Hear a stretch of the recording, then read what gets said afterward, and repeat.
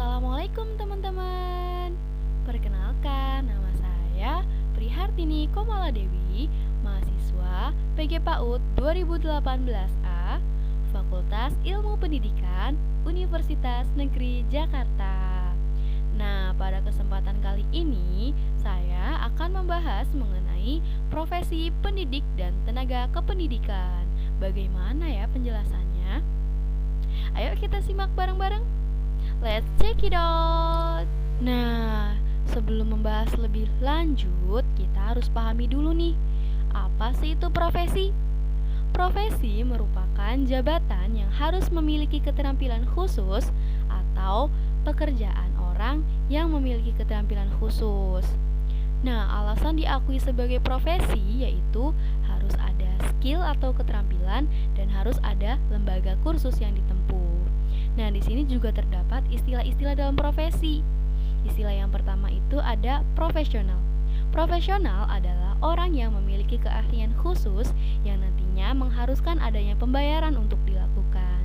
Istilah yang kedua yaitu profesionalitas. Profesionalitas adalah kemampuan untuk bertindak secara profesional tetapi tergantung orangnya. Lalu, yang ketiga, profesionalisme. Profesionalisme adalah suatu kelakuan atau perilaku, tujuan, nilai, atau kualitas yang mencirikan profesi. Lalu yang terakhir ada profesionalisasi. Profesionalisasi adalah suatu proses menjadi seseorang yang memiliki profesi. Materi yang pertama yaitu ada definisi dan tupoksi pendidik. Di sini ada beberapa pendapat atau definisi mengenai pendidik menurut beberapa pandangan. Yang pertama yaitu menurut Undang-Undang Nomor 20 Tahun 2003 tentang Sisdiknas, pendidik merupakan tenaga profesional yang bertugas merencanakan dan melaksanakan proses pembelajaran, menilai hasil pembelajaran, melakukan pembimbingan dan pelatihan, serta melakukan penelitian dan pengabdian kepada masyarakat, terutama bagi pendidik pada perguruan tinggi.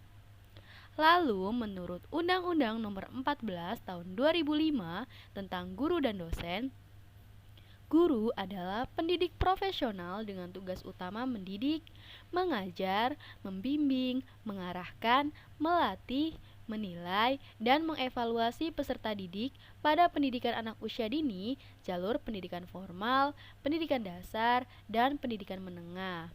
Lalu, menurut Kamus Besar Bahasa Indonesia, mendidik adalah orang yang melakukan kegiatan dalam bidang mendidik.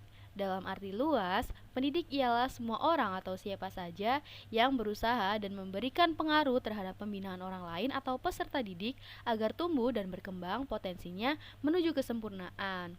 Lalu, menurut pandangan Islam, pendidik adalah orang dewasa yang bertanggung jawab memberi bimbingan atau bantuan kepada anak didik dalam perkembangan jasmani dan rohaninya yang mempunyai tujuan agar yang dididik nantinya mampu melaksanakan tugasnya sebagai hamba Allah dan sebagai khalifah di muka bumi. Lalu ada menurut Nur Jamaluddin tahun 1978. Guru merupakan pendidik, yaitu orang dewasa yang bertanggung jawab memberi bimbingan atau bantuan kepada anak didik dalam perkembangan jasmani dan rohaninya agar mencapai kedewasaannya, mampu berdiri dapat melaksanakan tugasnya sebagai makhluk Allah, khalifah di muka bumi, dan dapat melaksanakan tugasnya sebagai individu yang sanggup berdiri sendiri. Lalu ada menurut Moh Uzair Usman 1996. Guru merupakan setiap orang yang bertugas dan berwenang dalam dunia pendidikan dan pengajaran pada lembaga pendidikan formal. Kesimpulannya yang dapat saya ambil, pendidik adalah orang dewasa yang melakukan kegiatan dalam proses pembelajaran untuk mendidik agar pertumbuhan dan perkembangannya dapat berjalan dengan baik sehingga diharapkan ke depannya menjadi pribadi yang berguna bagi agama dan negara. Selanjutnya yaitu ada tupoksi pendidik. Menurut Undang-Undang Nomor 20 Tahun 2003 tentang Sisdiknas, Pendidik dan tenaga kependidikan berkewajiban yang pertama, menciptakan suasana pendidikan yang bermakna, menyenangkan, kreatif, dinamis, dan dialogis. Yang kedua, mempunyai komitmen secara profesional untuk meningkatkan mutu pendidikan. Serta yang ketiga, memberi teladan dan menjaga nama baik lembaga, profesi, dan kedudukan sesuai dengan kepercayaan yang diberikan kepadanya. Lalu, menurut Permendikbud nomor 15 tahun 2018 tentang pemenuhan beban kerja guru, kepala sekolah, dan pengawas sekolah, yang pertama, merencanakan pembelajaran atau pembimbingan. Yang kedua, melaksanakan pembelajaran atau pembimbingan paling sedikit 24 jam tatap muka per minggu dan paling banyak 40 jam tatap muka per minggu. Yang ketiga, menilai hasil pembelajaran dan pembimbingan. Yang keempat, membimbing dan melatih peserta didik melalui kegiatan kokurikuler dan atau kegiatan ekstrakurikuler. Dan yang kelima, melaksanakan tugas tambahan yang melekat pada pelaksanaan kegiatan pokok sesuai dengan beban kerja guru.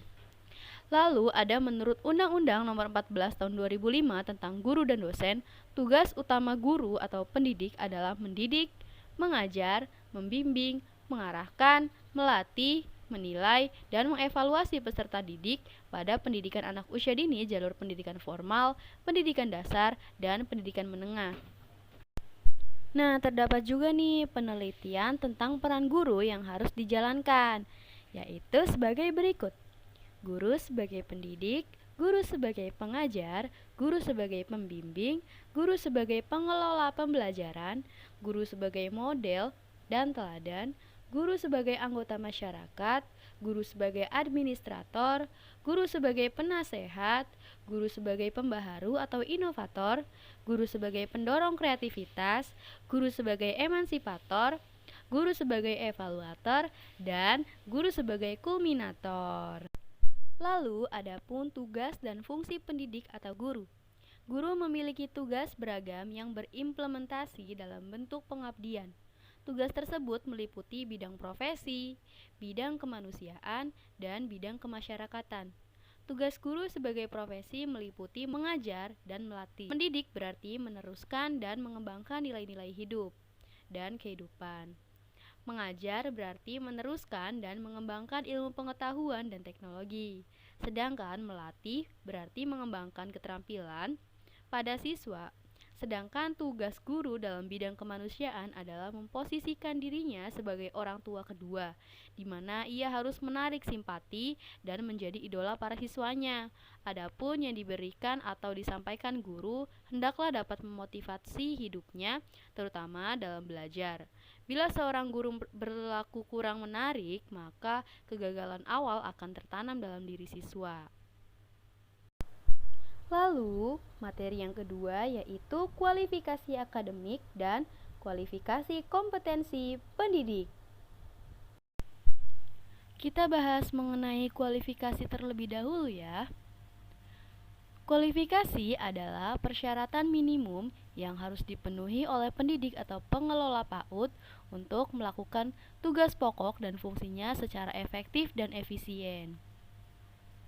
Kualifikasi akademik tentunya diatur oleh sebuah landasan, yaitu landasan yuridis seperti Peraturan Pemerintah Nomor 19 Tahun 2005 tentang Standar Nasional Pendidikan, lalu Peraturan Menteri Pendidikan Nasional Nomor 16 Tahun 2007 tentang Standar Kualifikasi Akademik dan Kompetensi Guru, lalu Peraturan Menteri Pendidikan Nasional Nomor 58 Tahun 2009 tentang Standar Pendidikan Anak Usia Dini, serta Peraturan Menteri Pendidikan dan Kebudayaan Republik Indonesia Nomor 137 Tahun 2014 tentang Standar Nasional Pendidikan Anak Usia Dini.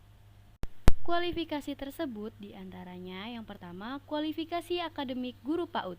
Yang pertama, memiliki ijazah diploma 4 atau D4 atau sarjana S1 dalam bidang pendidikan anak usia dini yang diperoleh dari program studi terakreditasi, atau yang kedua, memiliki ijazah diploma 4 atau D4 atau sarjana S1 kependidikan lain yang relevan atau psikologi yang diperoleh dari program studi terakreditasi, dan yang ketiga memiliki sertifikat pendidikan profesi guru atau PPG PAUD dari perguruan tinggi yang terakreditasi. Lalu kualifikasi yang kedua yaitu kualifikasi akademik guru pendamping. Yang pertama, memiliki ijazah D2 PGTK dari program studi terakreditasi atau memiliki ijazah minimal sekolah menengah atas SMA atau sederajat dan memiliki sertifikat pelatihan atau pendidikan kursus PAUD jenjang guru pendamping dari lembaga yang kompeten dan diakui oleh pemerintah. Lalu, kualifikasi yang ketiga yaitu kualifikasi akademik guru pendamping muda. Di antaranya memiliki ijazah sekolah menengah atas atau SMA atau sederajat dan memiliki sertifikat pelatihan atau pendidikan atau kursus PAUD jenjang pengasuh dari lembaga yang kompeten dan diakui pemerintah. Selanjutnya kita bahas kompetensi. Kompetensi adalah seperangkat kemampuan dasar yang dimiliki seseorang sebagai syarat untuk dianggap mampu oleh masyarakat dalam melaksanakan tugas-tugas di bidang pengelolaan lembaga PAUD. Menurut Undang-Undang RI Nomor 14 Tahun 2005 tentang guru dan dosen, kompetensi adalah seperangkat pengetahuan, keterampilan, dan perilaku yang harus dimiliki, dihayati, dan dikuasai oleh guru atau dosen dalam melaksanakan tugas keprofesionalan.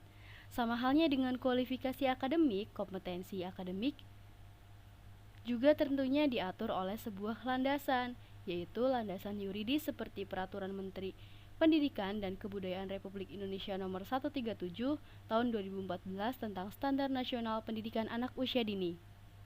Kompetensi tersebut adalah sebagai berikut. Yang pertama yaitu kompetensi guru TK atau PAUD. Di antaranya kompetensi pedagogik, kompetensi kepribadian, kompetensi profesional, dan kompetensi sosial. Lalu, kompetensi yang kedua yaitu kompetensi guru pendamping. Di antaranya kompetensi pedagogik, kompetensi kepribadian, kompetensi profesional, dan kompetensi sosial. Dan kompetensi yang terakhir adalah kompetensi guru pendamping muda, yaitu memahami dasar-dasar pengasuhan, terampil melakukan pengasuhan, dan bersikap dan berperilaku sesuai kebutuhan psikologis anak. Materi yang ketiga, kode etik. Kita bahas dulu ya hakikat dari kode etik. Kode etik merupakan pola aturan atau tata cara sebagai pedoman berperilaku. Dalam kaitannya dengan profesi, kode etik merupakan tata cara atau aturan yang menjadi standar kegiatan anggota suatu profesi. Dalam hal ini yaitu profesi sebagai guru. Pada kode etik profesi guru terdapat dua unsur pokok, yaitu yang pertama kode etik profesi guru adalah landasan moral bagi guru, dan yang kedua kode etik profesi guru merupakan pedoman bagi guru dalam berperilaku. Dengan begitu, tujuan kode etik yaitu agar profesionalisme memberikan jasa sebaik-baiknya serta melindungi perbuatan yang tidak profesional. Lalu ada kode etik guru Indonesia, atau bisa disingkat dengan KEGI. KEGI adalah norma dan asas yang disepakati serta diterima oleh guru-guru Indonesia sebagai pedoman sikap dan perilaku dalam melaksanakan tugas profesi sebagai pendidik, anggota masyarakat, serta warga negara Republik Indonesia. Kode etik yang menjadi landasan guru Indonesia yaitu kode etik yang menjadi keputusan Kongres pada tahun 2013. Kode etik ini merupakan penyempurnaan dari kode etik guru yang disusun pada tahun 2008. Pada keputusan Kongres tersebut juga terungkap bahwa KEGI terbagi menjadi dua bagian, yaitu bagian kewajiban guru secara umum dan bagian kewajiban guru secara khusus. Lalu ada 9 kode etik guru Indonesia. Yang pertama, guru berbakti membimbing anak didik seutuhnya untuk membentuk manusia pembangunan yang berpancasila. Yang kedua, guru memiliki kejujuran profesional dalam menerapkan kurikulum sesuai dengan kebutuhan anak didik masing-masing. Yang ketiga, guru mengadakan komunikasi, terutama dalam memperoleh informasi tentang anak didik, tetapi menghindarkan diri dari segala bentuk penyalahgunaan. Yang keempat, guru menciptakan suasana kehidupan sekolah dan memelihara hubungan dengan orang tua murid sebaik-baiknya bagi kepentingan anak didik. Yang kelima, guru memelihara hubungan baik dengan masyarakat di sekitar sekolahnya maupun masyarakat yang lebih luas untuk kepentingan pendidikan. Yang keenam, guru secara sendiri dan atau bersama-sama berusaha mengembangkan dan meningkatkan mutu profesinya. Yang ketujuh, guru menciptakan dan memelihara hubungan antar sesama guru, baik berdasarkan lingkungan kerja maupun di dalam hubungan keseluruhan. Yang kedelapan, guru secara bersama-sama memelihara, membina, dan meningkatkan mutu organisasi guru profesional sebagai sarana pengabdiannya. Dan yang kesembilan, guru melaksanakan segala ketentuan yang merupakan kebijaksanaan pemerintah dalam bidang pendidikan. Nah, dari hasil keputusan Kongres PGRI tahun 2013 memuat di dalamnya fungsi, tujuan, sanksi, dan hubungan guru dengan berbagai pihak yang dapat teman-teman akses sendiri ya. Materi yang keempat yaitu profesionalitas guru PAUD. Hakikat profesionalitas. Berdasarkan Undang-Undang Nomor 14 Tahun 2005 tentang Guru dan Dosen, profesional adalah pekerjaan atau kegiatan yang dilakukan oleh seseorang dan menjadi sumber penghasilan kehidupan yang memerlukan keahlian, kemahiran, atau kecakapan yang memenuhi standar mutu atau norma tertentu, serta memerlukan pendidikan profesi. Seorang guru dituntut untuk profesional dalam menjalankan segala kewajibannya dalam mendidik, mengajar, membimbing, mengarahkan, melatih, menilai, dan mengevaluasi peserta didiknya. Menurut Kamus Besar Bahasa Indonesia, profesionalitas adalah kemampuan untuk bertindak secara profesional. Hal ini berlaku untuk semua guru di berbagai bidang, termasuk dalam bidang pendidikan anak usia dini, di mana guru yang profesional memiliki kewajiban yaitu tanggung jawab yang penuh, kesadaran, pengabdian, serta pengorbanan, terutama guru PAUD yang memang menghadapi anak usia dini dalam setiap aktivitas pembelajarannya. Seorang guru PAUD haruslah memiliki karakteristik dan kompetensi yang sesuai dengan landasan yuridis yang ada. Materi yang kelima yaitu etika profesi keguruan. Etika profesi keguruan membahas mengenai kode etik yang di dalamnya antara lain perilaku etika, perilaku yang seharusnya guru lakukan, peran guru, fokus perhatian profesi guru, upaya untuk menunjukkan citra baik, serta tujuan adanya kode etik. Landasan hukum kode etik adalah Undang-Undang Nomor 8 Tahun 1974 tentang Pokok-pokok Kepegawaian Pasal 28, yaitu PNS mempunyai kode etik sebagai pedoman sikap, tingkah laku atau perbuatan di dalam dan di luar kedinasan, serta kode etik guru Indonesia sebagai landasan moral dan pedoman tingkah laku. Adapun sikap profesional keguruan antara lain peraturan atau undang-undang, organisasi profesi, teman sejawat, anak didik, tempat kerja, pemimpin, dan pekerjaan. Kemudian juga terdapat pengembangan sikap yang harus dimiliki guru, di antaranya yaitu dalam proses pendidikan, penampilan, bersosialisasi dengan teman, belajar, harapan atau cita-cita, serta kehidupan. Selama pendidikan, prajabatan yaitu cermat, disiplin, menjunjung tinggi profesi, etos kerja, lalu selama dalam jabatan, etos kerja, peningkatan karir bekerja. Pada intinya, etika profesi keguruan merupakan landasan untuk para pendidik atau guru dalam bersikap, baik bersikap kepada anak didiknya, orang tua, masyarakat, maupun negara. Materi yang keenam yaitu organisasi profesi guru PAUD. Organisasi profesi guru dijelaskan dalam Undang-Undang Nomor 14 Tahun 2005 tentang Guru dan Dosen Pasal 41, yaitu guru membentuk organisasi profesi yang bersifat independen dan berfungsi untuk memajukan profesi, meningkatkan kompetensi, karir, wawasan kependidikan, perlindungan profesi, kesejahteraan, dan pengabdian kepada masyarakat. Kemudian dalam pasal lain juga menyebutkan bahwasannya guru wajib mengikuti organisasi profesi.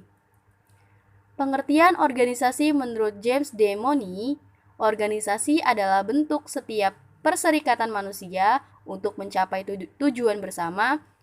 Organisasi terbagi menjadi dua bagian, yaitu organisasi formal dan Organisasi non-formal. Organisasi formal adalah kumpulan dari 2 orang atau lebih yang mengikatkan diri dengan satu tujuan bersama secara sadar serta dengan hubungan kerja yang rasional. Sedangkan organisasi non-formal adalah kumpulan dari 2 orang atau lebih yang terlibat pada suatu aktivitas serta tujuan bersama yang tidak disadari.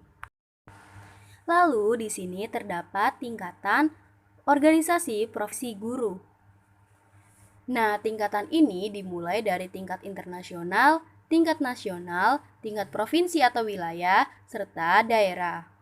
Yang pertama, tingkat internasional, yaitu UNESCO atau United Nations Educational, Scientific, and Culture Organization.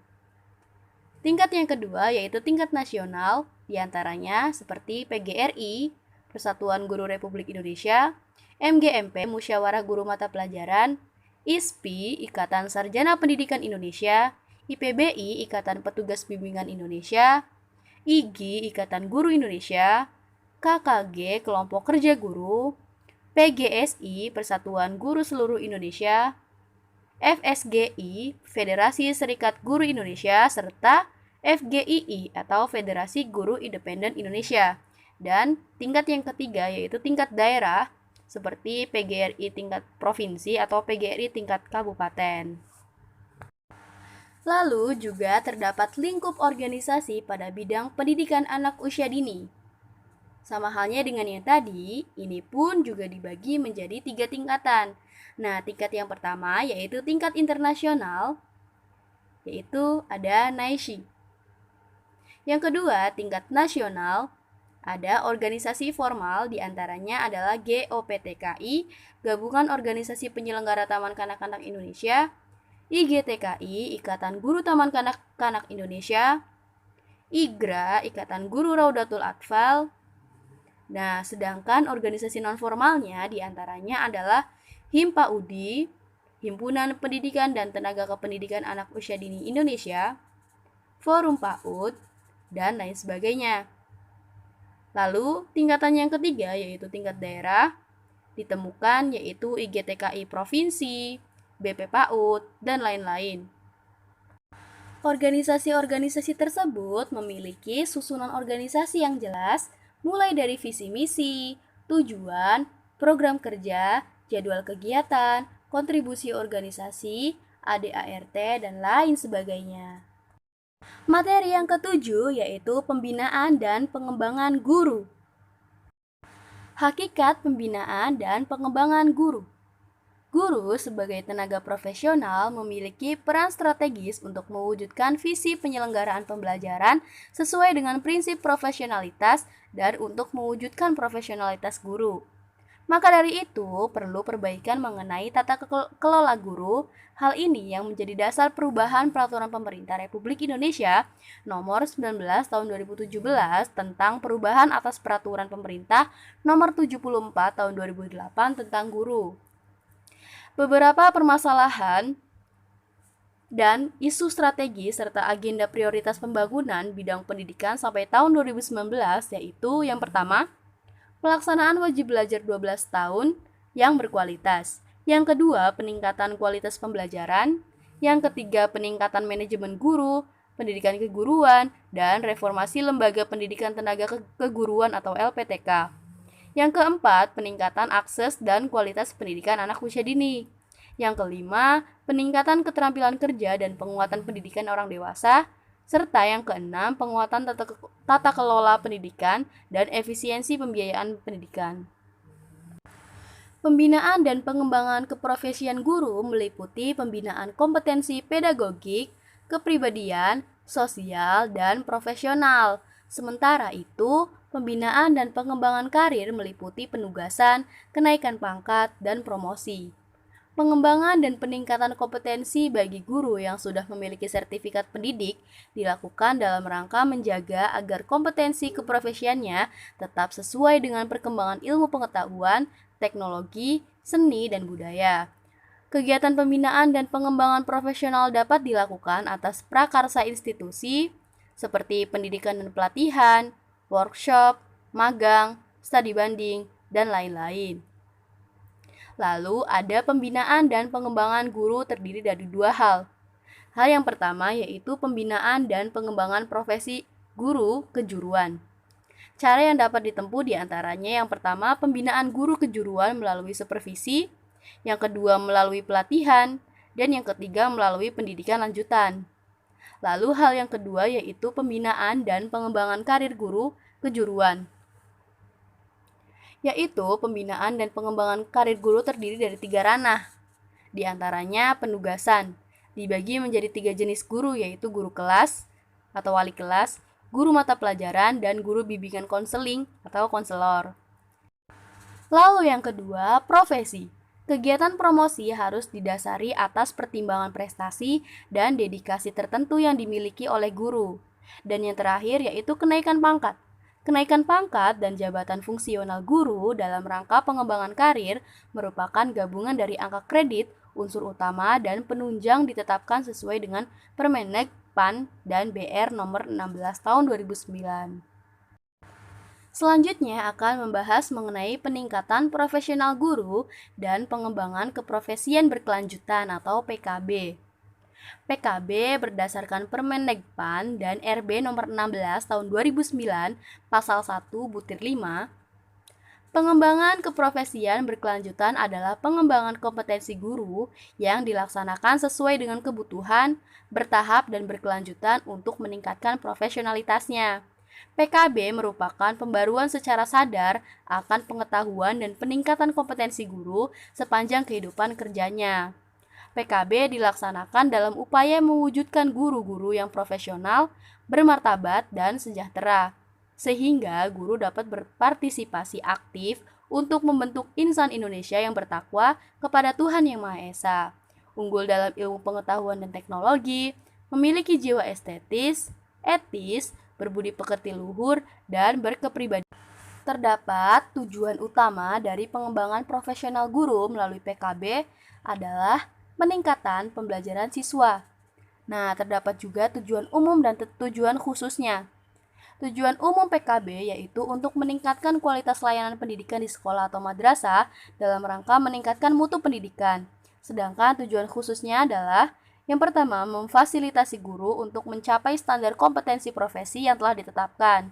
Yang kedua, memfasilitasi guru untuk terus memutakhirkan kompetensi yang menjadi tuntutan ke depan berkaitan dengan profesinya.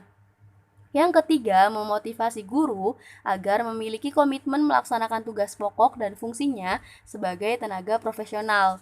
Dan yang keempat, mengangkat citra, harkat, martabat, profesi guru, rasa hormat, dan bangga kepada penyandang profesi guru. Nah, PKB ini penting karena berkaitan dengan yang pertama, optimalisasi pelayanan terhadap klien dalam hal ini siswa, lalu bukti dari profesionalisme, lalu prasyarat pekerjaan, lalu meningkatkan keterampilan kerja guru secara individual, lalu memperluas pengalaman guru untuk keperluan perkembangan karir atau promosi, lalu mengembangkan pengetahuan dan pemahaman profesional guru secara individual, meningkatkan pendidikan pribadi atau pendidikan umum individu guru, membuat guru merasa dihargai, meningkatkan rasa puas terhadap pekerjaan, meningkatkan pandangan positif mengenai pekerjaan, memungkinkan guru mengantisipasi dan bersiap untuk menghadapi perubahan, serta mengklasifikasikan atau mengklarifikasi keseluruhan kebijakan sekolah atau departemen. Nah, terdapat pula prinsip pengembangan keprofesian berkelanjutan atau PKB. Yang pertama, berpengaruh penting terhadap kehidupan keprofesian, lalu PKB harus menjadi bagian dari sekuens atau siklus aktivitas yang lebih panjang yang akan mengarah pada peningkatan keterampilan atau pengetahuan guru untuk mendorong murid mencapai tingkat kinerja yang lebih tinggi, lalu PKB harus membuat keluaran-keluaran yang spesifik yang diharapkan akan dicapai melalui aktivitas-aktivitas pengembangan profesional dalam hal meningkatkan keahlian guru, praktik ruang kelas, kemajuan murid, dan standar prestasi. Lalu, para pelaksana PKB harus memilih, merencanakan, memonitor, dan mengevaluasi peluang-peluang PKB dalam cara yang sistematik atau mengetahui sejumlah mana kebutuhan-kebutuhan pengembangan telah dipenuhi. Dan yang terakhir, PKB harus mencakup prosedur monitoring untuk memverifikasi bahwa pengetahuan dan keterampilan-keterampilan yang telah didapatkan berhasil diterapkan dalam latar ruang kelas. Nah, di sini ada macam dan jenis kegiatan PKB berdasarkan pasal 11 ayat C Permenek PAN dan RB nomor 16 tahun 2009. Di antaranya adalah yang pertama pengembangan diri. Nah, pengembangan diri ini seperti diklat fungsional dan kegiatan kolektif guru. Lalu ada publikasi ilmiah. Publikasi ilmiah ini berupa presentasi pada forum ilmiah, publikasi ilmiah atas hasil penelitian atau gagasan ilmu di bidang pendidikan formal, serta publikasi buku pelajaran, buku pengayaan, dan pedoman guru. Dan yang terakhir ada karya inovatif. Karya inovatif ini yaitu menemukan teknologi tepat guna, menemukan atau menciptakan karya seni, membuat memodifikasi alat pelajaran atau peraga atau praktikum, dan mengikuti pengembangan penyusunan standar, pedoman, soal, dan sejenisnya. Yang terakhir ada mekanisme PKB. Mekanismenya yaitu pertama, guru mengevaluasi diri menjelang akhir tahun pelajaran. Yang kedua, guru melalui proses penilaian kinerja. Yang ketiga, koordinator PKB dan guru membuat perencanaan PKB. Yang keempat, guru menyetujui rencana kegiatan PKB. Yang kelima, guru menerima rencana final kegiatan PKB. Yang keenam, guru menjalankan program PKB sepanjang tahun. Yang ketujuh, koordinator PKB melaksanakan monef kegiatan PKB. Yang kedelapan, guru menerima perkiraan angka kredit dari kegiatan PKB. Dan yang kesembilan, guru melakukan refleksi kegiatan PKB. Materi yang kedelapan adalah sertifikasi guru. Sertifikasi adalah proses pemberian sertifikat pendidik untuk guru dan dosen atau bukti formal sebagai pengakuan yang diberikan kepada guru dan dosen sebagai tenaga profesional. Sertifikat pendidik adalah sebuah sertifikat yang ditandatangani oleh perguruan tinggi penyelenggara sertifikasi sebagai bukti formal pengakuan profesionalitas guru yang diberikan kepada guru sebagai tenaga profesional. Kualifikasi akademik dilakukan semata-mata untuk kualitas pendidikan yang lebih baik lagi, karena belajar kembali bertujuan untuk mendapatkan tambahan ilmu pengetahuan dan keterampilan. Sertifikasi akademik memiliki banyak sekali manfaat karena memang tujuan dilaksanakannya pun jelas.